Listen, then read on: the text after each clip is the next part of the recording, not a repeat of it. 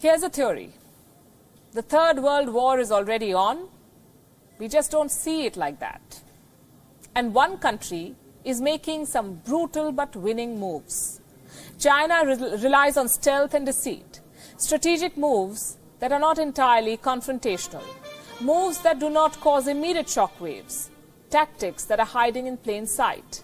Tonight, I have 5 very important developments that will tell you how China is exploiting a crisis of its own making. 5 steps. First, selling the world medical gear after making them sick.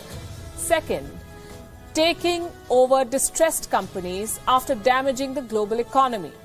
Third, stockpiling cheap crude oil after causing an oil price crash.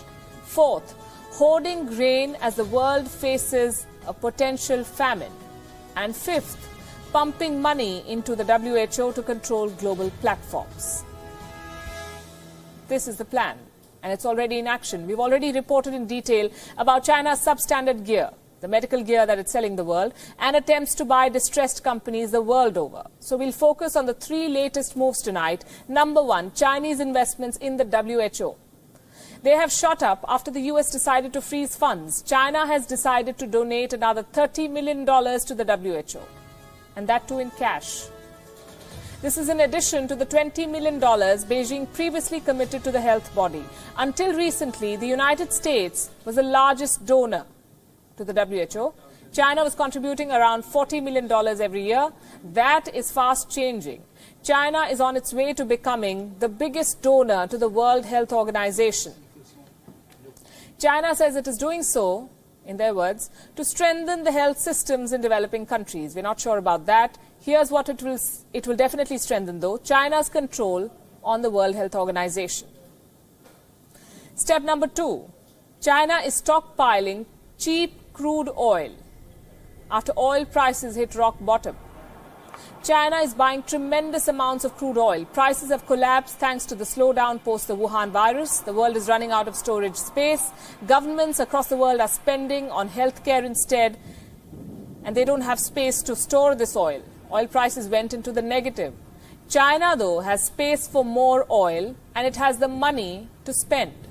The coronavirus is not as big a problem anymore, it appears. So here's what's happening. Chinese imports have risen by 4.5% last month. Beijing says it is buying more to save the oil industry.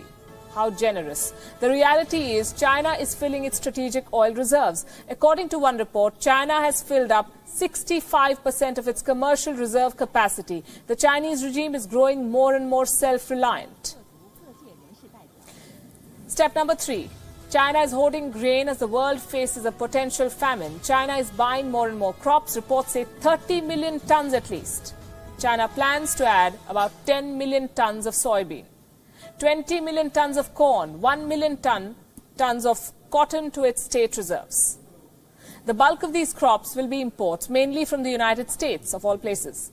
The timing is perfect. The US government badly wants to reopen its economy. The coronavirus has muted demand in America. The prices are at their lowest. Beijing wants to make the most of it, and it is.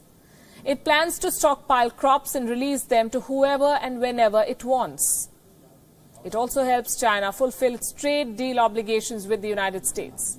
For this year, China has agreed to step up its purchase of US goods, $12.5 billion above its baseline for 2017. China is exploiting a crisis of its own making. It is silently working on a post-pandemic power grab, and the world needs to be alert to this.